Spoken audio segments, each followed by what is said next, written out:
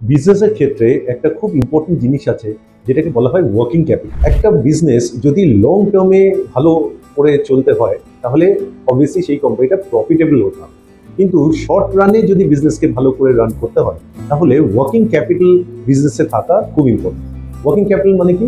এটার ক্যালকুলেশন আছে, current assets minus current liabilities. তো আমি অত টেকনিক্যাল জিনিসে যাচ্ছি না, আমরা যদি সিম্পল ভাবে বোঝার চেষ্টা করি যে হাতে টাকা দরকার।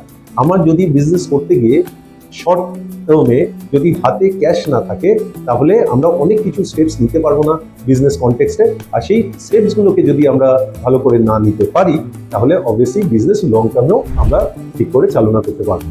সুতরাং আমাদের শর্ট টার্মে ওয়ার্কিং ক্যাপিটালের দিকে ফোকাস করতে হবে, অর্থাৎ ক্যাশ ঠিকঠাক ম্যানেজ করতে হবে।